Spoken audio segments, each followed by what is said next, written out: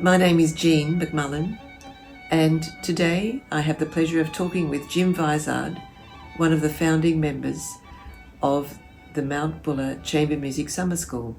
On the occasion of the 40th anniversary, I'm going to talk with Jim about the genesis of the Chamber Music Summer School. How did the summer school come into being? The summer school first took place in January 1985 when 20 people and some staff spent a very happy week at Mount Bulla. Mount Bulla, of course, is a beautiful place in the summertime. It's cool and it's pleasant, lovely scenery, and at that time it was almost completely deserted. It was just the place we wanted, but how we got there is quite a long story. So I'll give you a little brief version of it. At that time, in the early 1980s, there were quite a few music summer camps to go to, but the pick of them, as far as a lot of people in Victoria were concerned, was at Armidale, a long trip up into northern New South Wales. But when you got there, it was almost a musical smorgasbord. I remember one day taking part in 5 performances: an opera, Brandenburg concerto, trios, string orchestra. It was a wonderful place to be. And of course you could go with your own group. As well, at Armidale, there was a resident piano quartet. The New England Ensemble had in it a cello player, Janis Laws, later became and played a very formative role in setting up Mount Bulla. In 1982, the New England summer camps ceased, partly because they had no control about of the people who had come to, and often they had a group of people that it was very hard to find appropriate music for. They might have a lot of cellos and no violins or something like that. So that was difficult, and also I think they had some staffing changes at the university, the New England University. So in about 1982, Janis Laws left Armidale and came down to Melbourne, where he joined the MSO as assistant principal cello. He also threw his enthusiasm into community music making, and he became the conductor of the Stonington Suburban Orchestra in Melbourne's Stonington Orchestra. Quite a few of the people in Stonington had been to Armidale, and Janis's arrival sparked a lot of interest. Would there be a Victorian summer school, and perhaps it was just around the corner. But it wasn't so easy. A number of people set about looking for somewhere to go, but of course Melbourne is a large city, and in summertime it deserts the city and books and all the surrounding seaside areas and interesting country areas. There was nowhere to go. Until in 1983, an unusual solution presented itself. But it wasn't so easy. It happened that a quite unexpected possibility arose. At that time, skiing at Mount Bulla, where there was a ski club on which I had membership, and that was building a new lodge. It had to build a new lodge because it occupied a very large site. The rates had gone up enormously, and so it had to find a lot more recruits and put up a large building so that they could pay for their existence. In July 1983, I went to have a look at what was going on, and there was a 4-storey reinforced concrete, a towering building being erected, the largest ski lodge I'd ever seen. It was obvious that there would be quite large rooms for playing music, and that we had found a solution to our problems.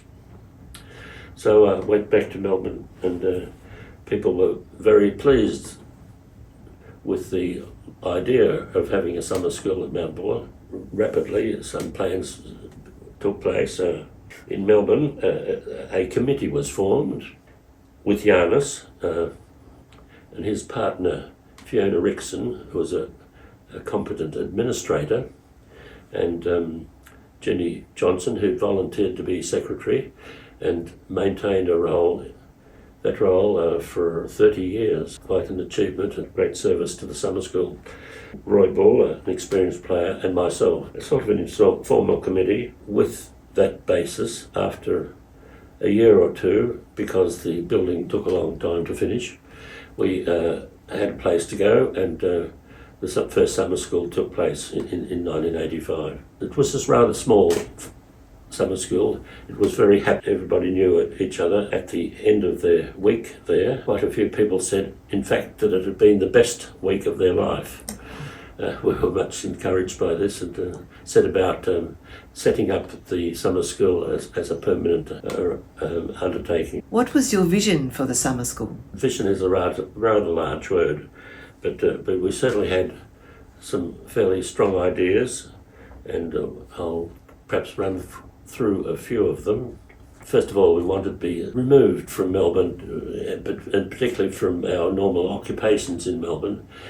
So we wanted to go more or less to a place in a different world, conceptually different, if possible, in a sort of almost isolation. And Mount Bulla was almost completely deserted in summer, and that filled the bill. Certainly wanted to do it ourselves.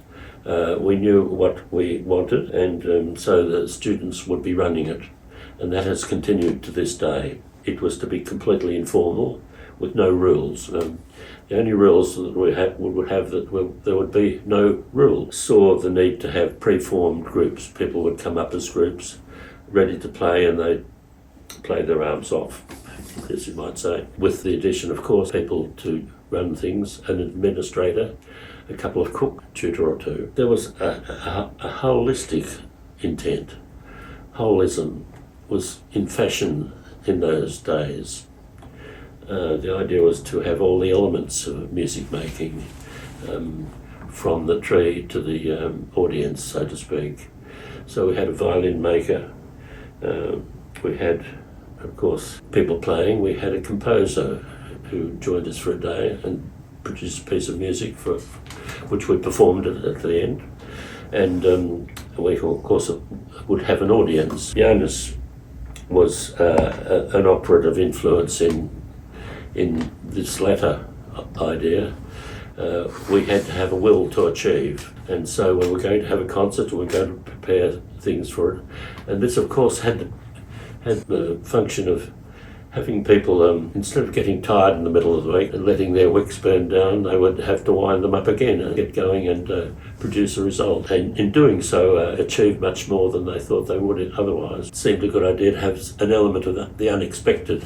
So we had a local music making group come up and help people through dancing and, generally speaking, having a party at the end. That was a great idea. There was also, we wanted to have an element of the unexpected. Well, the bush band and dancing filled that. We also saw a need, prudent management rather than a vision, to have careful cost management. People were invigorated by the mountain scenery, the mountain air. They went for long walks as well as playing music. And by Friday we'd eaten all the food we'd brought up, but we had an administrator and we had cash in reserve. Our administrator drove to Mansfield in a Mercy Dash, and we had a feast at the end, and people left in a delighted state. Many of them said that this had been the best week of their life. What was your vision for the summer school? It's rather brief, and I'll read it to you, or remember it if I can. The summer school gives people who love string chamber music an opportunity to play and develop and perform in a supportive environment of natural beauty. That more or less sums up our approach. Describe a typical day at Bulla. What is a timetable like? I'll give you a condensed version of what we do on most days. Our timetable from Monday to Friday has been refined over the years, and particularly with the help of feedback from our students, and which we collect with questionnaires at the end of each summer school and analyse carefully. That important work for us is done by Edwina, who's made a study of the process, takes us through it. As to the daily program, at Mount Bulla. It's quite a beautiful place in the morning, and an early morning walk it can be quite almost a spiritual experience. As perhaps clouds are coming up from the valleys and the sun is shining through them, it's quite a remarkable thing, and so many people take a walk before breakfast. After breakfast, the first scheduled activity each day is a session on your own instrument. That could be technical issues, and it involves people all together in one group. Well, I say all together, but all the violins in one group, all the violas and so on, and in other place doing a similar thing, cellos. Could involve a warm-up routine or dealing with specific technical issues. Maybe possibly a little bit of yoga or stretching exercises before a long day of playing. Then the next two sessions we do the bulk of our work. They're quite long sessions, 1.5 hours each, with a desperate break for coffee in the middle. They're spent in rehearsing with the group that you came with. We're very fortunate to have excellent teachers who love coming back again. The two 1.5 hour sessions in the morning that I describe are, of course, working on the works that you have chosen to play, but one of them will have a tutor with you, and in 1.5 hours people can work right through a movement in quite a lot of detail. Following a lunch break in the middle of the day, we have what we call ad hoc sessions, and this is a chance to mix with all the other people in the summer school, playing through works perhaps which involve a larger number of instruments or familiar works which you want to play through. Generally speaking, it's a relaxation session and getting to know you across the other groups in the summer school. Following the ad hoc sessions, there's another session with your own group, and then we have, after another 1.5 hour session with your own group, we have what we call a cocktail concert session. This is a time of the day in which people have a chance to play to the rest of the summer school the works that they're studying. Relaxed and a very supportive hour of the day. People are very happy to support the groups around them who are going through the same process as they are. Often in front of an extraordinary sunset, because the sunsets from Mount Bulla are another step up from what other people here in the flat country experience. After the sunsets, not before because it's a spectacular show, but after 8:30 or so, we might have a concert or a forum by the resident tutors, and people often after that play quite a while in their whatever groups they can make up for recreational purposes, their favourite repertoire, for example. As well as all these activities in the day, some groups have been known to start the day at quite an early hour by, in some cases, going to the summit of Mount Bulla, where they've played as the sun has risen in the early hours of the morning. That too is quite an experience. Has the summer school gone through different stages or iterations? How could these be divided up? Yes, the summer school certainly has grown in stages, and as a result of adding activities or having different people and facilities become available. I think these stages can be described somewhat like this. First of all, we went through a process of invention. The first summer school was an exciting occasion. We had many things in mind. We tried to do as many of them as we could. In fact, we put in place a lot of the content of later summer schools. People were keen and Jonas kept us at it. At the party at the end, we made up a satirical version of Tom Lehrer Masochism Tango to satirise our musical director's approach. But then the next stage in our development was very formative. After the first summer school, Jonas left Melbourne and went to Adelaide with Bill Hennessy and the others at the time to found the Australian String Quartet. This was to be a major part of our future growth. Jonas came back after a month or two with a request that the Australian String Quartet come to our next summer school as a quartet in residence, tutoring and teaching people. We thought this was a marvellous opportunity, but taking up this offer would need funding assistance. So we applied to the Australia Council for support, and we were successful. But we had to fight to keep the money because at this stage Keating, Minister for the Arts in Canberra, had decided to divert a great deal of arts assistance in Australia to setting up on a world stage the Australian Opera in Sydney. So we went through a good deal of defence and campaigning, and we kept the money and the possibility of having ASQ join us. I must say, in doing this, Fiona Rickson and her administrative skills were a great deal of help to us. I might add as well, Jonas, as he confessed on another occasion, is a compulsive shopper. So he had us apply for and get funding for a composer to write music for our next summer school. And that resulted in Richard Mills, who was not only an interesting composer, but had a good deal of other skills to bring to us as a percussive performer, percussion. He gave us a lot of rhythmic exercises and also carried out a class in conducting skills.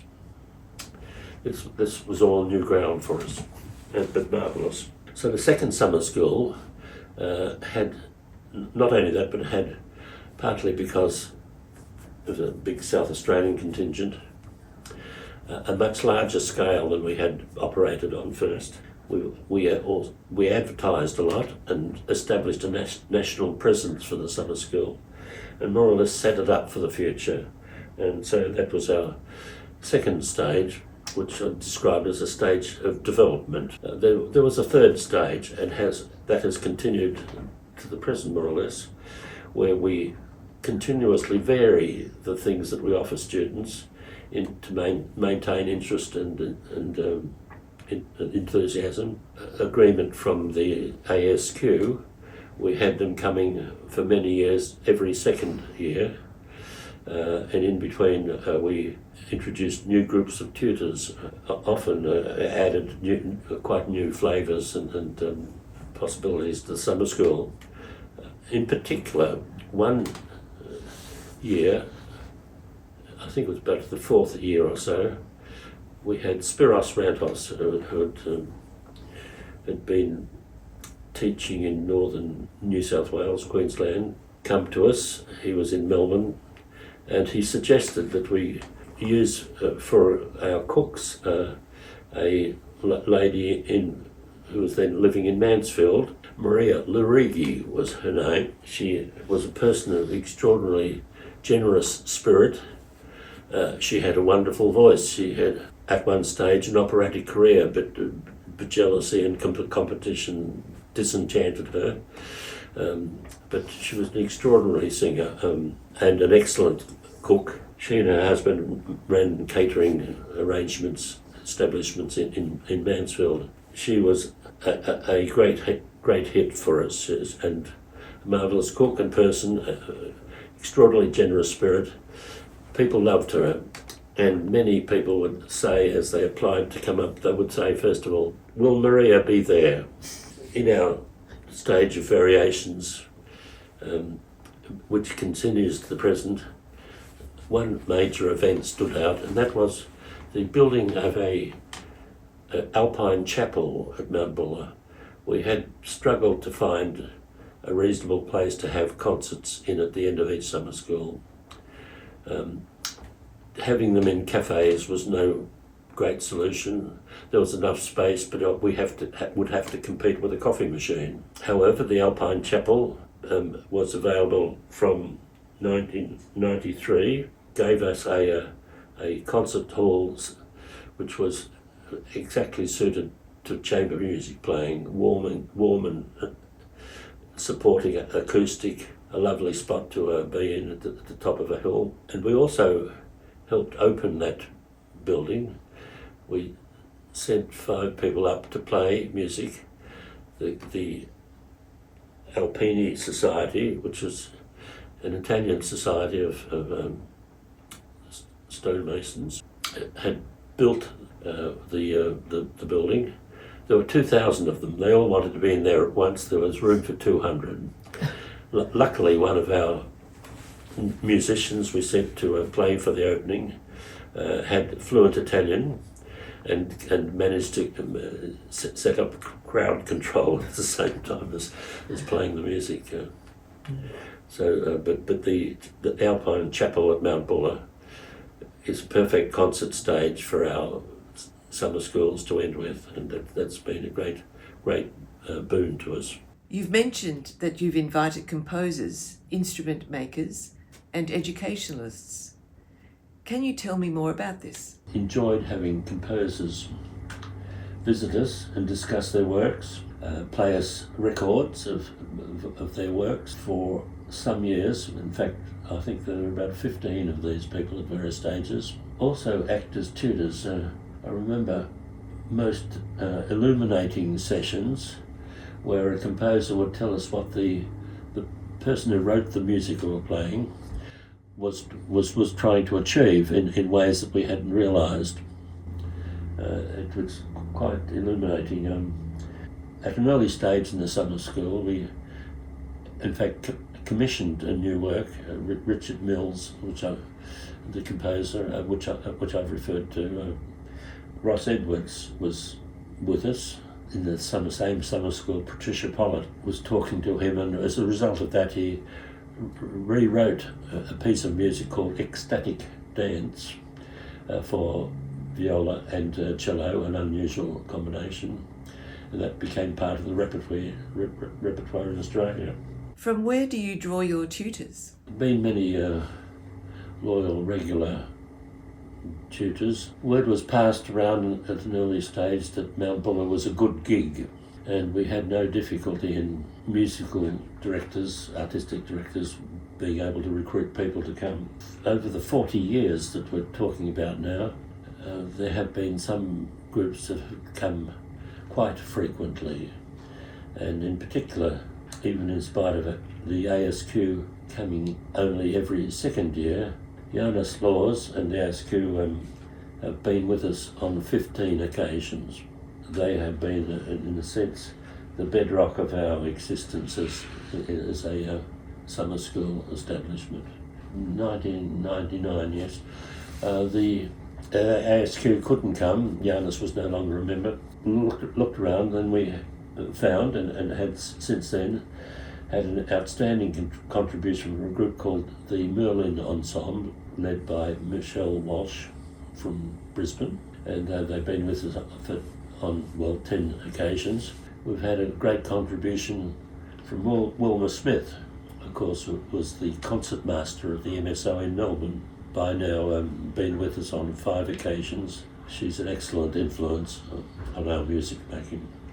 So Jean, in answer to your question as to where tutors have come from, is that they've come from all over, from every state in Australia, in fact, and from New Zealand, and from 1 year from California, and even recently we've had a number of members of the Vienna Philharmonic Orchestra Australians, of course, go to all parts of the world, and they like to return. Describe the musical environment that you created, Bulla. A big emphasis on learning. We're a tutor-rich summer school, and practicing and performing. And of course, we spend a good deal of time playing for enjoyment as well. For many of us, there's a special element as well, in that the tutors and others, because the Bulla Lodge is also home to informal performances by tutors and others, and a number of these have been unforgettable. Partly it is because chamber music has been played in the surroundings for which it was designed. Not a large concert hall, but intimate surroundings. Of these performances in particular have remained in my mind, and it's a personal list, but Bill Hennessy's Beethoven, particularly slow movements, has been a very special experience at times. Particularly Opus 59, 2 and 135. Then again on one evening, Chris Martin, who was such a favourite visitor to us, was interviewed by Stephen Emerson. That was very moving talk, I remember. An extraordinary occasion was provided by a tenor, Gregory Massingham, Michelle Walsh's husband. He sang us Schubert's Winterreise. On a very stormy night, we listened in the chapel. The wind howled around the windows, and there was one candle. That was quite extraordinary. The tutors give concerts to the public, as well as the students at the end of each summer school. They managed a ringing start to the G major. It was really striking and a marvellous sound. I have to say that something that stands out to me about, for many people I think too, but in all of these impromptu performances, was Maria Larigi. One afternoon she sang the Brahms 2 songs for alto, viola and piano in the chapel. I looked around, everyone had tears rolling down their cheeks. It was just extraordinary, unprogrammed and informal sorts of things. Many of which happened during the summer school because people treat it as a place where they make music as they wish. Tell me about the learning possibilities for students who want to become chamber musicians. And tell me something about the scholarship fund. I guess I can say that from the beginning we were conscious that we had riches that we could share without effort with others. Early on we invited the teachers, music teachers in Mansfield, about half a dozen or so, to bring their students up and sit in on our tutorial sessions. Not only did they do that, but Janus was generous with time. I know that at least 2 of them took up a career in music, partly as a result of these efforts. And for a while in Mansfield, there were 3 little kids, junior kids, playing string quartets. Later on, we decided to be more systematic, decided to offer scholarships, particularly to music students who were wanting to take up a career in chamber music. So we set up a scholarship gift fund that was to collect donations to be used to help the students pay their fees to come to the summer school. In 1999, we managed to have it established as a charitable fund, which meant that people could make donations that were tax deductible, which has helped. And we run that, and sometimes we fund all the fees of a student, or at least part of them, to help them to get to the summer school. Are there any of these student groups who become professional musicians? Yes, it happens on occasion. 2001, yes.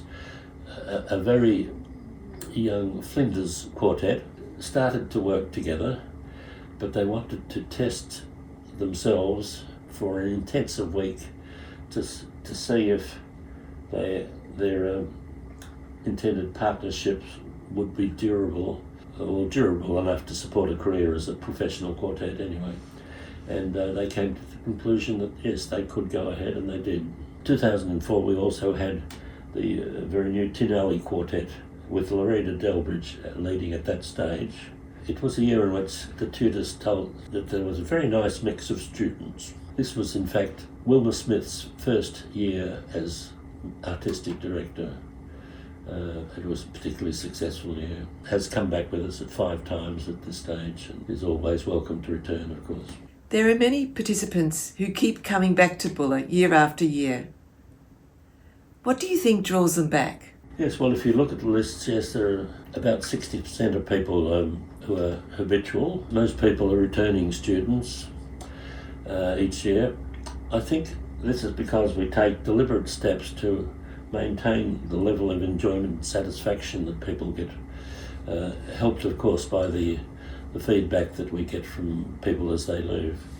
And then there's the joy actually of playing together what is one of the music's finest repertoires. So many composers, the best composers, have written a lot of their best music for string or chamber groups, detailed level I suppose. The questionnaires that we go through and the analysis that we do, it's all carefully considered, and that helps us maintain the enjoyment of people. The summer school has become the inspiration for other chamber music events, such as the Adelaide Chamber Music School and Clunes. Would you like to comment on the legacy of the Chamber Music Summer School? We've helped these other groups set up when they felt inspired to start. I don't know if legacy is quite the word, but we've certainly done what we could to spread the word. Now, one particular event though, I should relate.